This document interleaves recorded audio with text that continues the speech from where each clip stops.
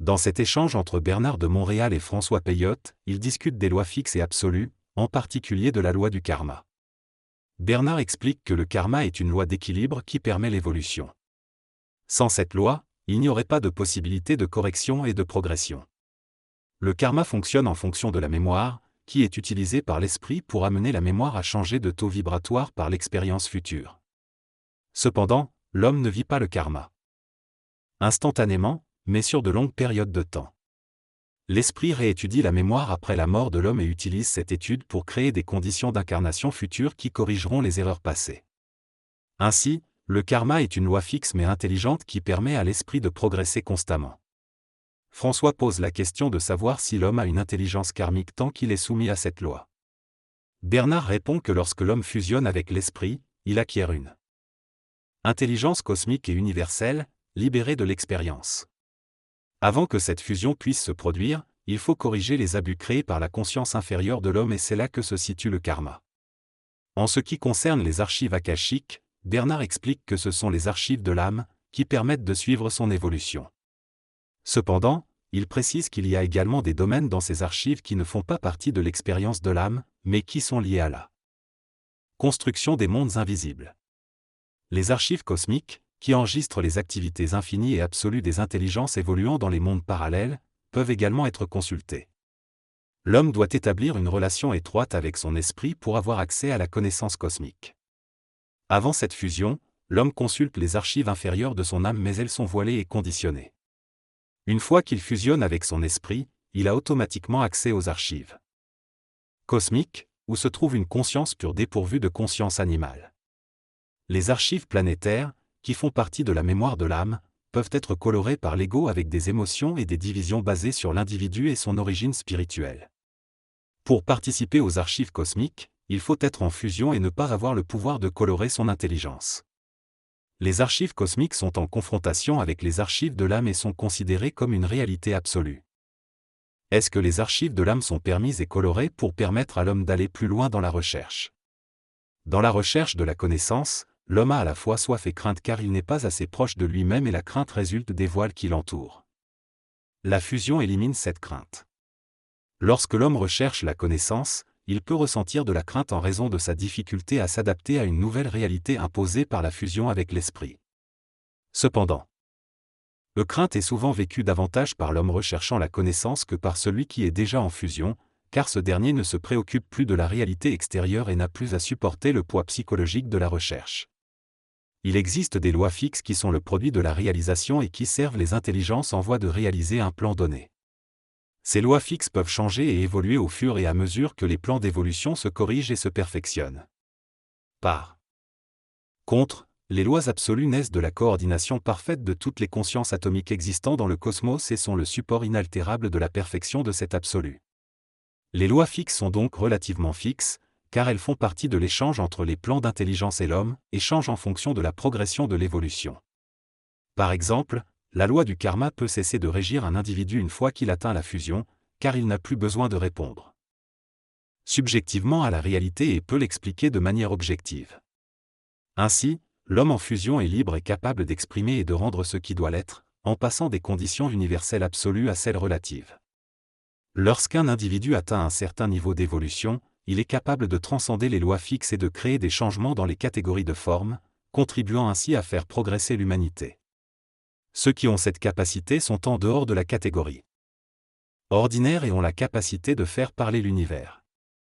Lorsqu'on évolue vers une intelligence libre, on n'est plus soumis aux lois fixes. L'être humain en fusion possède une volonté différente de celle de l'être humain en involution. Pendant sa période d'initiation, il doit corriger lui-même les abus de pouvoir entre l'esprit et l'ego, à travers les voiles de l'âme. L'esprit crée des conditions qui permettent à l'homme, s'il est suffisamment évolué, de corriger les obstacles à son évolution. Les lois karmiques. Lorsque l'esprit et le mortel entrent en union étroite, c'est au mortel qu'incombe la responsabilité de corriger l'abus de pouvoir de l'esprit. Le mortel doit développer une volonté absolue vis-à-vis des formes pour pouvoir faire parler le cosmos. Lorsque l'homme fait parler le cosmos, il entre en relation étroite avec son esprit et force celui-ci à révéler les mystères de l'universel. L'âme est le produit de l'expérience entre l'esprit et le mortel et constituée de mémoire. Mais lors de l'impact entre l'esprit et le mortel, cette expérience doit être corrigée, ce qui conduit à la fusion. À ce moment-là, une volonté spécifique à ce type d'humain se développe, une volonté assez puissante pour empêcher le pouvoir de l'esprit de contrôler le mortel. C'est à partir de ce moment-là que l'homme est libre et peut s'instruire lui-même du cosmos.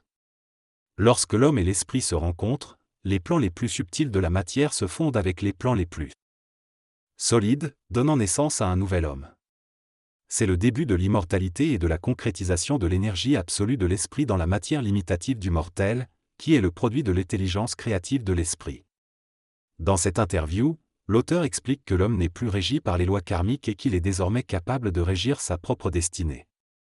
Il affirme que les gouvernements invisibles sont en réalité des gouvernements planétaires cosmiques qui veillent à la gestion du matériel scientifique et humain sur différentes planètes. Il précise que la hiérarchie n'est pas constituée d'entités spirituelles, mais d'entités humaines intégrées à l'esprit. Il souligne que l'esprit n'est pas une catégorie de la réalité de l'homme. L'auteur explique que l'homme, tant qu'il n'a pas vécu la fusion avec l'absolu, est assujetti à l'intelligence absolue, à la volonté absolue et à l'amour absolu. Pour bénéficier scientifiquement de ces principes, il faut que l'homme soit capable d'absorber l'énergie de cet absolu, ce qui se produit lors de la fusion. Une fois qu'il a dépassé les catégories et qu'il réunit en lui-même les trois principes, l'homme est capable de faire partie de la hiérarchie. La troisième nature de l'homme est donc une nature supramentale, cosmique et pure. L'homme possède en lui-même une nature absolue, créative, scientifique, libre et parfaite. Son plus grand désir est la liberté, qui signifie être capable de devenir un Dieu et d'être un être créateur dont la capacité créative est infinie.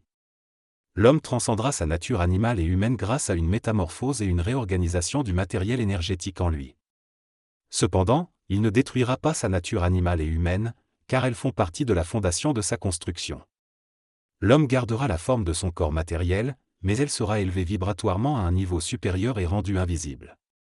En évoluant, l'homme intégrera ce que nous appelons l'esprit et fera partie de la hiérarchie existante. Cependant, il doit être préparé à cela, car tant qu'il est spirituel, il est assujetti au danger de ne pas pouvoir identifier la nature intelligente qui manipule ses pensées et lui faire croire qu'il est subalterne. L'homme doit conserver sa capacité d'être absolu et résoudre la nature karmique de son existence. Il existe des intelligences invisibles et karmiquement liées à l'évolution de l'homme sur des plans subtils. Elles ne sont pas incorporées dans des structures matérielles, comme les âmes des morts, par exemple. Ces intelligences sont dangereuses car elles ne font pas partie de l'esprit de l'homme. L'homme doit les comprendre et éviter de s'y assujettir. Il y a aussi une hiérarchie cosmique, dont fait partie Sanat-Kumara, une intelligence située en dehors de notre système solaire. Ces intelligences ont le pouvoir de veiller à l'évolution et à la stabilité de notre monde.